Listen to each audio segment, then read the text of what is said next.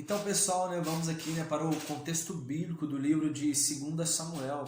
E aqui nós temos aqui, né, Davi e os seus homens aqui estão em Ziclag, quando de repente aparece um homem, um amalequita, que vai dizer para Davi o seguinte: olha, Davi, eu estava, né, numa montanha e de repente eu vi ali Saul sobre sua espada, né, e ele cabaleando ali ainda, né, sobre as ânsias ali de morte. E aí ele pediu para que eu pudesse matá-lo, né? E eu, para poder ajudar ele, eu peguei e matei ele. E aí, né, eu arranquei ali dele uma coroa, né, a coroa e o seu diadema, e eu trouxe aqui para você. Então, naquele momento ali, Davi ele rasga suas vestes, né? Os seus guerreiros fazem a mesma coisa, eles planteiam. E aí Davi vai dizer assim: olha, como você ousou, né, tocar no ungido do Senhor. Então, ali um dos homens de Davi pega e mata, né, esse amalequita. Só que tem um detalhe: nós sabemos que o livro de 1 Samuel ele termina dizendo que Saul se jogou sobre sua própria espada. O seu guerreiro que estava do lado, né, fez a mesma coisa que ele. E depois o que acontece? O rei filisteu tinha arrancado ali a cabeça, né, de Saul, e ele tinha deixado ele na cidade deles, dos filisteus. Quando o povo de Jabes de Gileade, alguns corajosos ali, vêm, capturam, né, o corpo de Saul e os seus filhos e levam, né, para Jabes para poder ali cremar ali os corpos deles. E o que acontece? Que esse homem agora vai contar ali uma mentira. E Davi vai dizer assim: olha, você morreu, né, por causa das tuas próprias palavras. Você mesmo declarou isso. Ponto. E o que acontece? Davi ele entoa ali uma lamentação, né, uma lamentação chamada, que vai estar registrada ali no livro do Justo, né, um livro misterioso. Né? Eu mesmo nunca ouvi falar sobre esse livro. Eu já pesquisei e nunca achei. Mas a Bíblia diz que essa lamentação está registrada ali no livro do Justo, né? Chama Hino do Arco. E todo mundo ali, né, fica bastante emocionado ali. Nesse momento ali, Davi que ele vai dizer que o amor que ele tinha por Jonatas era maior do que ele tinha pelas mulheres, né? Então a amizade deles era uma amizade ali muito leal. O que acontece? Agora Davi ele consulta ali a Deus se ele deveria, né, se ele devia conquistar alguma cidade. E Deus disse que sim. E Davi ali ele conquista Hebrom. Então o povo ali, né, era o povo da tribo de Judá que habitava ali. Lembra, né, que essa Hebrom era a terra que tinha dado ali para Caleb, né, que era da tribo de Judá, e eles se estabeleceram ali, e agora naquele momento ali eles vão aclamar ali Davi como o rei deles. Então, pronto, Davi ainda vai chegar a elogiar também o povo de Jabes, né, por esse feito que ele havia feito ali, né, para Saul e toda a sua família. E aí o que acontece? Então agora, né, como Saul morre, eles vão meio que estabelecer, no livro de Reis que vai falar sobre isso, que eles estabelecem Isbosete ali rei em Israel. Davi estava rei de Judá e agora Isbosete ali em Israel. Então o que acontece? De repente ali Joabe, que era o líder do exército, né, de Isbosete agora, ele vai agora vir para a batalha, né, contra ali o líder do exército de Davi, que era Joabe. Então Joabe e Abner se enfrentam de modo que eles estavam, né, de um lado, né, de uma montanha assim, e outro de outro lado. Então naquele momento Abner vai propor: olha, escolha 12 homens dos seus que eu vou escolher 12 dos meus. Então esses 12 homens vieram, se encontraram, e a Bíblia vai dizer que cada um conseguiu ali agarrar um pela cabeça e fincar um punhal, né, na barriga um do outro, de modo que os 12 morreram ali da mesma forma, e aquele lugar ali ficou conhecido como o campo dos punhais hostis. Agora perceba uma coisa: os dois exércitos agora eles começam, né, a lutar, de modo que o irmão de Joabe, do exército de Davi, ele começa a perseguir Abner, comandante do exército de Saul. Então Azael, ele está ali agora correndo atrás de Abner, e Abner vai dizer assim: olha, corre atrás de outro soldado aí, fica com os despojos dele, não fica me perseguindo não, porque se eu te matar aqui, como é que eu vou ter coragem de olhar, né, nos olhos de Joabe? Aparentemente eles eram ali amigos. Então Azael ele insiste ali em perseguir Abner, e Abner acaba matando Azael.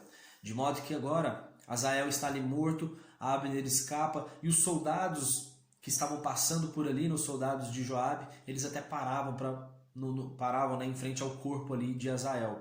Então Joabe e um outro irmão dele chamado Abisai perseguem ali a Abner. E aí de repente Abner vai parar ali numa montanha e vai dizer assim: olha, até quando a gente vai ficar lutando, né? Tipo, a gente é um povo irmão. Então ele meio que arrega ali.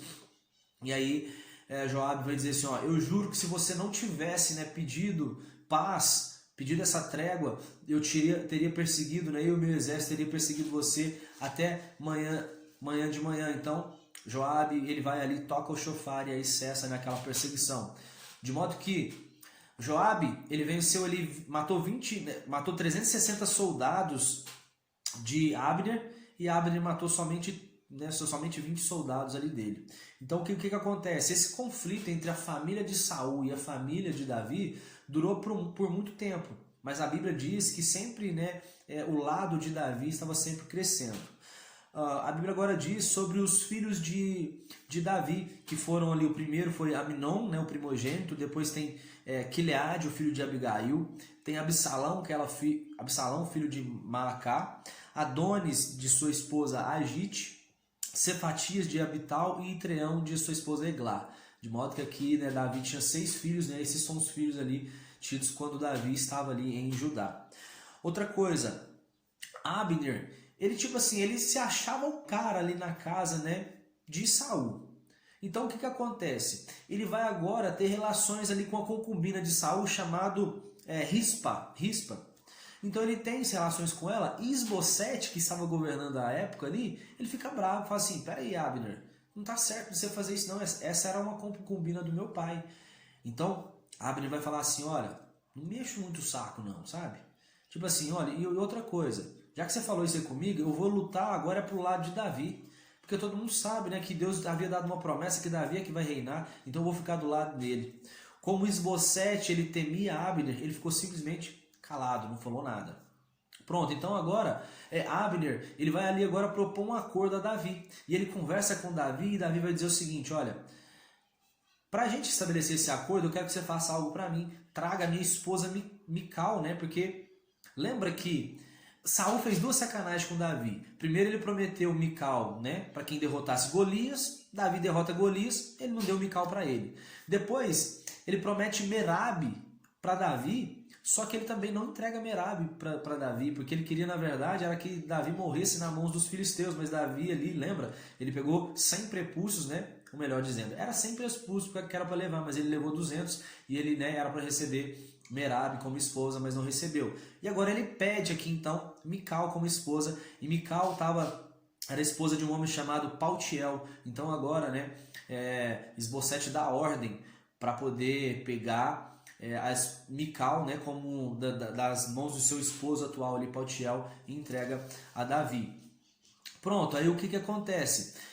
Davi então agora ele vai receber Abner, né, ali no seu palácio, ele prepara uma festa para ele. Pronto, eles fizeram um acordo. Então agora Abner vai dizer o seguinte, olha, você vai reinar aqui sobre nós, você está reinando só sobre o Judá, não é? Então agora você vai reinar sobre Israel também. Pronto. Então ficou esse acordo. Só que Joabe, lembra que Abner matou o irmão de Joabe, chamado Azael? Então Joabe ainda não tinha, aí estava entalado na garganta dele, então o que ele vai fazer agora? Olha, meu rei, ele conversa com Davi e vai dizer, olha, meu rei Davi, como que você conversa com Abner? Esse cara é um traidor. E pronto, o rei fala que não, eles estão fazendo um acordo, mas Joabe, ele vai chamar às escondidas, sem o rei Davi saber, ele chama Abner na sua presença, e ali no particular, Joabe vem e mata Abner. Então, naquele momento ali, o rei Davi, quando ele fica sabendo, ele fica muito irado e vai dizer assim, olha, minhas mãos estão limpas, o meu povo, né, eu e o meu povo estão limpos da morte de Joabe, que a família, da morte de Abner, melhor dizendo, que Joabe e sua família, né, recebam maldições, e Davi ele vai declarar maldições na vida deles, como que a família dele vai ter cânceres, lepras, e as pessoas, né, vão ter pessoas aleijadas na família dele. Então Davi ele fica assim muito, lembra, Davi não queria nem matar Saul, né? Então pessoas ungidas por Deus Davi não tocava. Então Davi também agora ele chora muito por Abner ali, ele vai compor ali até uma poesia ali no seu funeral, né? Andar atrás do caixão de Abner, compor uma poesia onde o povo chora muito, né? Então Davi lamentou muito a morte, né, de Abner também. Nesse momento agora, Isbosete, que era o rei, ele ficou muito apavorado.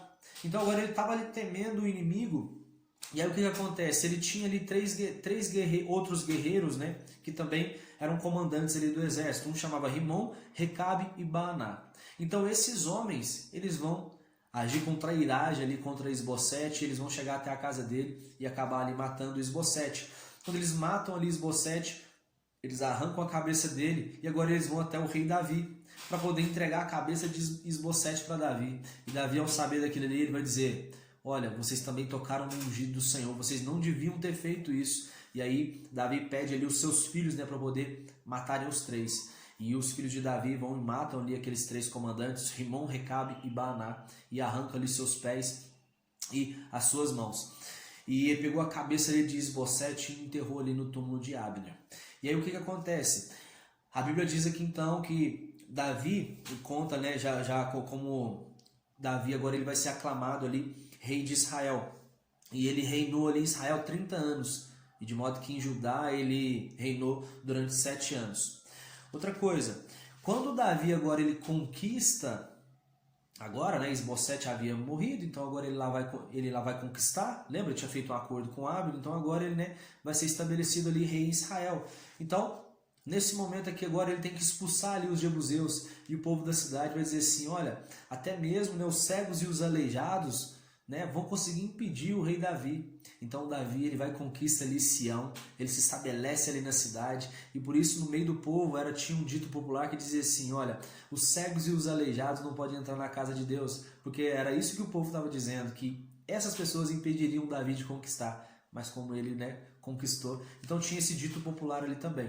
Então Davi agora ele se estabelece ali em Israel, rei de Israel. Então um rei de Tiro chamado Irão, ele vai dar madeira e ele vai dar servos para poder fazer uma casa para o rei Davi. E Davi vai dizer assim: olha, como eu sou abençoado, né? Como que Deus está abençoando o povo, né? O povo, e eu estou no meio deles, então Deus é muito bom conosco. Outra coisa, a Bíblia diz que em Jerusalém, Davi ele teve mais 11 filhos. E os filisteus agora, eles decidem, né, atacar ali a Davi. Então Davi ele vai consultar a Deus e Davi vence eles em Baal Perazim. E Deus vai chamar, né, aquele lugar, e Davi vai chamar aquele lugar, né, melhor dizendo, de o Senhor que vence os obstáculos. Então, os filisteus eles atacam ali mais uma vez e Deus agora vai dar uma estratégia diferente para eles, é dizer para eles atacarem ali na retaguarda, que era para o Davi e seus guerreiros esperarem ali próximos à amoreira. E quando, né, Deus dissesse para eles poderem atacar, eles atacavam. E assim Davi venceu mais uma vez, né? Porque Davi ele era extremamente obediente ali a Deus, por isso que ele sempre vencia. Então Davi ele tinha 30 mil agora soldados de guerra e agora ele quer levar a arca para Jerusalém. Como ele é o rei, ele quer levar a arca para Jerusalém. Então ele constrói um carro, né, um carro de bois exclusivo, né, para carregar a arca da aliança. E aí ele foi à casa de Abinadab. Então, porque a casa, né, a arca da aliança, ela estava na casa desse homem. Lembra, né, quando a gente contou aqui em histórias passadas, a arca ficou ali, se eu não me engano, 20 anos ali na casa de Abinadab e agora Davi vai trazê-la de volta para Jerusalém. Então Abinadab tinha 2 filhos. Um chamado Aiô e o outro chamado Uzá. Então, Aiô estava à frente da arca conduzindo ela, de modo que Uzá estava ali do lado. E aí a Bíblia diz que de repente os bois eles tropeçam. E assim que eles tropeçam, Uzá estende a mão para poder segurar, tocar na arca. Percebe que a Bíblia não diz que a arca estava caindo, simplesmente que os bois tropeçaram. Então foi só um tropeço, não quer dizer que caiu. Então ele vai e toca a arca da aliança. E naquele momento ali, a Bíblia diz que Uzá ele morre ali por Deus, porque ele tocou de modo impuro ali a arca da aliança. Então Davi ficou meio, né, indignado ali, irritado com Deus, mas ele chamou aquele lugar ali, né, de o castigo de Uzá. Então o que acontece? Davi desiste de levar a arca agora para Israel. E ele vai deixar a arca, melhor dizendo, na casa de um homem chamado agora Obed-Edom de Gate. E aí a Bíblia diz que a arca ficou ali durante 3 meses na casa de Obed-Edom. Então Obed-Edom foi muito abençoado. Então agora Davi ele retoma o propósito de levar a arca para Israel. E a Bíblia diz que ele começa a dançar ali em frente à arca. E a cada 7 passos ali, nos primeiros passos, melhor dizendo, Davi ele começou a oferecer ali sacrifícios, né, de tanto temor que ele estava tendo ali de carregar a arca, porque ele sabia que a arca era importante, então por isso que ele valorizava. Então ele começou a dançar ali, né, em meio às suas servas, ele só estava ali com a sua túnica, né, por trás do seu manto. Ele tirou o seu manto ali, né, de rei, e agora ele vai dançar só com uma túnica. E quando ele está chegando ali em Jerusalém, a sua esposa Mical está olhando ali pela janela e ela começa a repreender, dizendo assim: olha, como que o rei, né, dança assim de forma vulgar na frente aí dos seus servos e suas servas?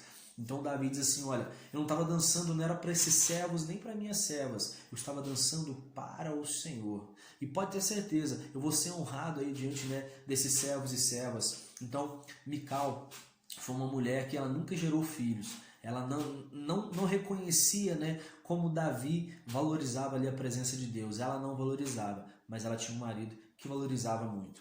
Então, a Bíblia vai dizer que Davi agora estava ali tranquilo no seu palácio. Passou um tempo, a arca já tinha chegado. Davi estava no seu palácio, né, construído ali por Irão, tinha dado madeiras e os servos para construir a casa de Davi. E agora, Davi está ali refletindo e de repente, ele fala ali com o profeta Natan, dizendo assim: Natan, eu moro aqui num palácio, numa casa espaçosa. No entanto, a arca ela dorme ali junto, né, numa tenda.